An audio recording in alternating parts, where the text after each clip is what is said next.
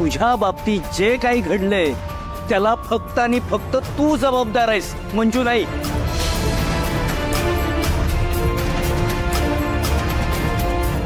आणि एक गोष्ट लक्षात ठेव, तू जर तुझा हट्ट सोडणार नसशील तर मग माझाही नाईलाज होईल.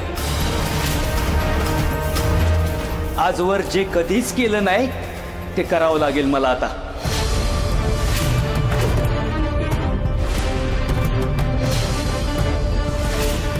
हो चित्तरकार, धमकी कुणाला देताय? बोला की, तरुण करून काय करणार आहे तुम्ही? घराबाहेर काढीन तुला.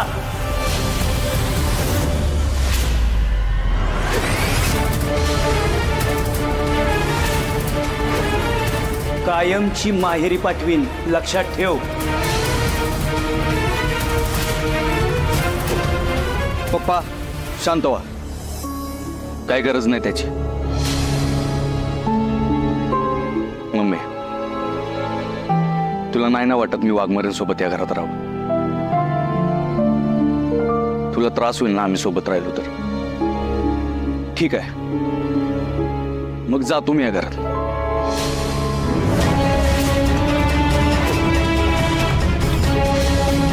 आम्ही इथं नसल्यावर तुला तुझ्या मनासारखं राहता येणार असेल तर ठीक आहे, पण मम्मी,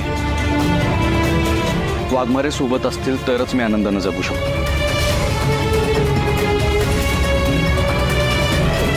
त्यामुळे त्यांना सोडून मला नाही राहता येणार आहे.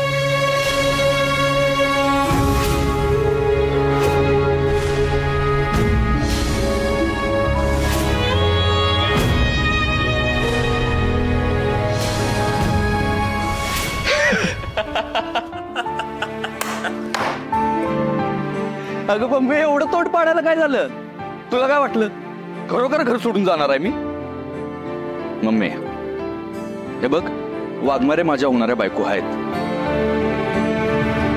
पण जेवढ्या त्या माझ्यासाठी महत्वाच्या आहेत ना, तेवढीच तू माझ्यासाठी महत्वाची आहेस.